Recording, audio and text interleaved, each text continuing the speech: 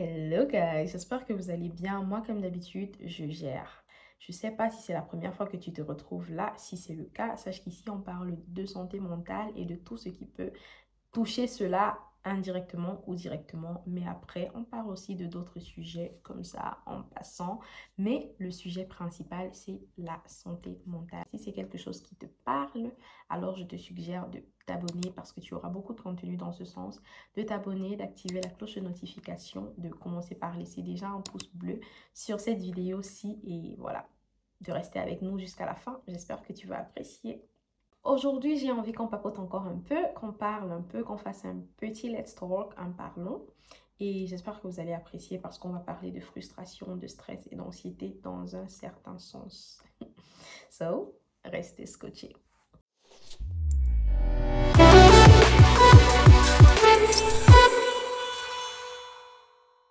So, dans notre Let's Talk d'aujourd'hui, on va parler de frustration, de stress et d'anxiété dans un certain sens, comme je vous ai déjà dit. Laissez-moi d'abord accrocher mon pied parce que c'est un grand sujet quand même.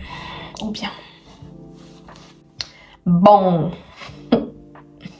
En fait, il y a cette phrase aussi que j'ai écoutée dernièrement et je me suis rendu compte que ça compte, que c'est une phrase à prendre en considération. On est frustré parce qu'on essaye de changer des choses ou alors d'accomplir des choses que Dieu seul peut accomplir. Does it make sense? We feel frustrated because we try to do things that only God can do. That's it. Donc, ça m'a fait avoir envie de parler, avoir envie de partager avec vous. Et c'est ce que je vais faire là. Est-ce que vous vous rendez compte qu'en général, si on se retrouve en train de stresser, en train de paniquer, en train de se poser un tas de questions, c'est parce qu'on veut réaliser des choses et on se rend compte sur le moment là que c'est pas en notre pouvoir, qu'on n'a pas la capacité de faire ces choses-là. C'est ça surtout qui nous stresse. C'est vrai qu'après on peut se retrouver en train d'être stressé juste pour un truc qu'on peut gérer mais qu'on ne sait pas encore bien comment ou alors qu'on n'arrive pas à appréhender et tout.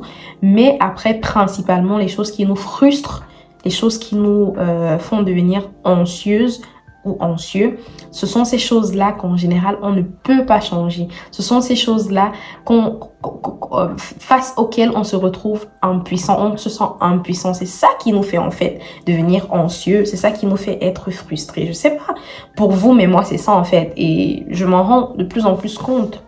Je m'en rends de plus en plus compte. Du coup, j'ai envie de vous dire, est-ce que vous vous rendez compte que parfois on s'attarde sur ces choses-là et on perd du temps? On perd considérablement du temps. Il y a des choses dans la vie, je ne sais pas en quoi vous croyez. Moi, je crois en Dieu, je suis une chrétienne, mais vraiment. Et je crois que c'est Dieu qui fait tout en fait. Je crois que c'est Dieu qui décide de tout. Je crois que Dieu met des capacités en nous, du potentiel en nous, du pouvoir en nous, mais que certaines choses, lui seul a le pouvoir de débloquer. Que certaines choses, lui seul peut gérer et que certaines choses, lui seul peut décider. Je parle de décision ici parce que parfois aussi, on est frustré parce que on veut à tout prix, on est entêté, on se dit avoir besoin d'un truc à tout prix, mais en réalité, c'est pas sa volonté. En réalité, c'est pas ce que lui veut. Du coup, on a beau stresser, on a beau faire ce qu'on veut, mais la situation ne va pas changer. Mais alors du tout. La situation ne va pas changer parce que ce n'est pas ce qu'il veut. Ce n'est pas ce qu'il a prévu. Et du coup, on est frustré, on est stressé, on est anxieux. On se dit, mais pourquoi pas? Pourquoi? Comment est-ce que je peux faire pour ci? Comment je peux faire pour changer ça? Comment je peux faire pour avoir telle ou telle chose? Comment je peux? Mais en fait, tu ne peux pas avoir ça. Tu ne peux pas parce que la seule personne qui peut décider que tu aies ça, c'est Dieu. Et comme il ne veut pas que tu aies ça, bah, tu n'auras pas ça, peu importe à quel point tu stresses. Pareil pour les choses qui nous sont dues, les choses qui nous sont dues, les choses que réellement on peut avoir, réellement on doit avoir ou alors on va avoir.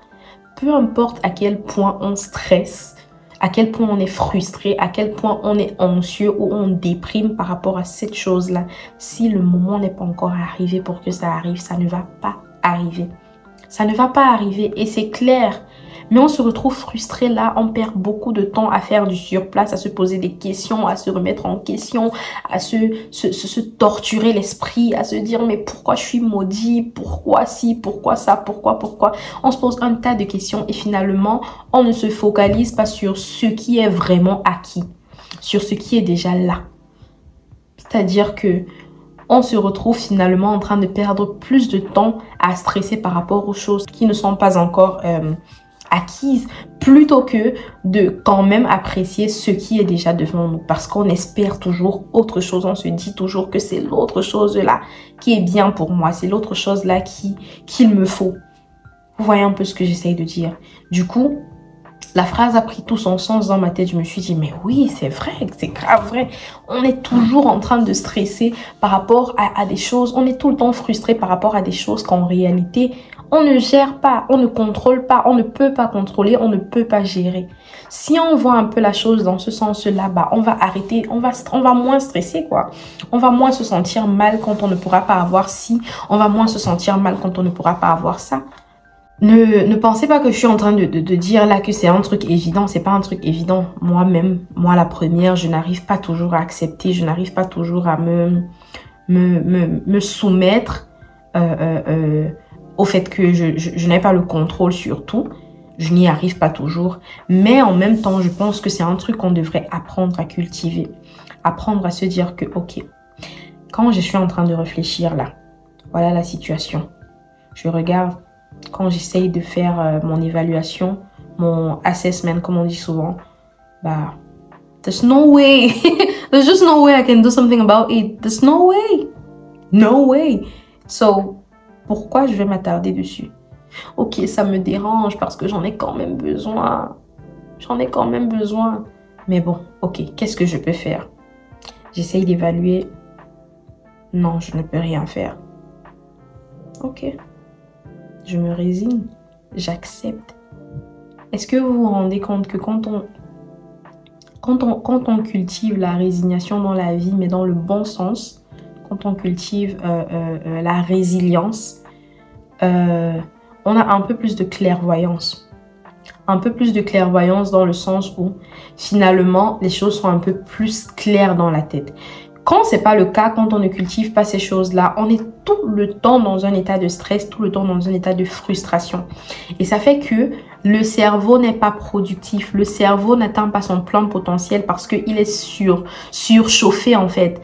Le cerveau est... Je ne sais pas comment expliquer ça. Du coup, il est un peu perdu. Et il ne peut pas réfléchir. Il ne peut pas vous dire quoi faire.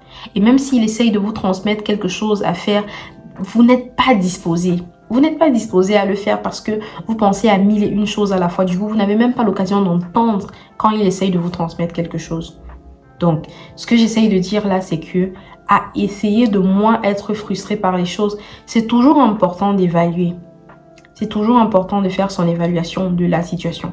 Ok, c'est vrai que quand on reçoit un truc, quand on a un truc là, c'est chaud, la réaction en général est chaude. Et du coup, on peut... être soit mal, soit heureux, je sais pas trop quoi. Là, sur le moment, il y a une émotion qu'on ressent, mais plus tard, maintenant, quand il s'agit de trouver des solutions, trouver des façons, il serait mieux d'évaluer, il serait mieux de se dire, ok, voici la situation. Qu'est-ce qu'il faut faire? Qu'est-ce qui serait bien? Est-ce que je peux faire ça? Est-ce que j'ai les moyens de faire ci? Est-ce que j'ai les moyens de faire ça? Est-ce qu'aujourd'hui, j'ai les moyens de faire ça? Est-ce que je pense que demain, j'aurai les moyens de faire ça? Ok, si c'est plutôt demain, bah aujourd'hui, je me repose. J'oublie d'abord, j'attends demain. Si je me rends compte que quand je regarde même dans un futur proche, là, je trouve pas de moyens, bah je laisse tomber, je mets d'abord ça de côté et j'essaye de me concentrer sur ce que je peux gérer. J'essaye de me concentrer sur autre chose. J'essaye de me concentrer sur les autres choses qui peuvent marcher. C'est difficile quand on a une accumulation de choses qui se passent mal, une accumulation de choses négatives, parce que là, on a l'impression que quand on veut regarder à gauche, c'est mal, on veut regarder à droite, c'est mal, on veut regarder. Si vous êtes dans cet état-là, si vous êtes à ce niveau-là où tout se passe mal, reposez-vous. Dit comme ça, c'est bizarre, non? Mais c'est vrai, reposez-vous. Si vous vous rendez compte qu'il y a 5 situations dans votre vie, absolument tous les angles de votre vie sont bizarres, ou alors il n'y a pas de solution qui soit à votre niveau, reposez-vous. Le repos, c'est quoi? Le repos, c'est se dire, ok, j'attends que Dieu fasse son travail. Je prie. J'attends. J'essaye d'apprendre de ce qui se passe là tout de suite. J'essaye d'apprendre sans essayer de forcer quoi que ce soit. J'essaye d'accepter en me contentant de respirer parce que jusqu'ici, je me réveille tous les matins, je respire. Ça veut dire qu'il y a de l'espoir. Ça veut dire qu'il y a autre chose qui m'attend. Ça veut dire que ce n'est pas la fin. Et qu'à un moment donné, tout va aller mieux. Mais si pour le moment, le fait que ça aille mieux ne dépend pas de moi, si pour le moment, le fait que ça change ne dépend pas de moi et que je n'ai pas la possibilité, les moyens, les facultés nécessaires pour faire que ça aille mieux, ok, j'accepte et j'attends. J'attends dans, je sais pas pour vous, mais j'attends dans la prière, j'attends dans l'espérance, j'attends en me libérant du poids que ça peut mettre en moi, en me disant, ok, j'accepte la résignation, la résilience. Ok, c'est bon, ça va. Papa God, vous voyez un peu ce que j'essaye de dire, c'est très important. Parce que finalement, on perd beaucoup de temps à être frustré, on perd beaucoup de temps à être stressé, anxieux. Et ça fait qu'on n'est pas productif. Et je me dis que quand vous commencez à penser comme ça, vous vous rendez compte que vous êtes moins stressé, vous êtes moins... Les situations même que vous aviez l'impression dans la frustration, le stress, l'anxiété, que vous ne pouviez pas gérer, les situations que vous aviez l'impression de ne pas avoir les facultés pour gérer ou alors le pouvoir ou le contrôle pour gérer ça, bah, deviennent des situations plutôt claires pour vous. Vous vous rendez compte que finalement, c'est comme si je peux. C'est comme si je fais ci, si je fais ça, si je fais ci, si je fais ça, ça peut aller. C'est comme si je vais demander à telle personne, ça peut se passer comme ci, comme ça. Du coup, ça devient un peu plus clair, comme je vous ai dit tout à l'heure, parce que vous avez un cerveau à ce moment-là qui fonctionne dans le calme et qui peut atteindre son plein potentiel parce que il est un peu plus posé et ce qu'il vous transmet, vous êtes un peu plus disposé à écouter, à entendre et donc à réagir. Parce que vous avez décidé que, ok, ça va se passer comme ça va se passer. Que sera, sera, comme on dit souvent. Whatever will be, will be. So, just take it that way and be like, okay, fine. I'm accepting the situation. I'm not okay with the situation. I'm not happy with the situation. Ne comprenez pas mal ce que je dis. Tu peux ne pas être heureuse par rapport ou heureux par rapport à une situation. Tu peux ne pas être... d'accord avec une situation, mais tu décides de l'accepter, c'est différent.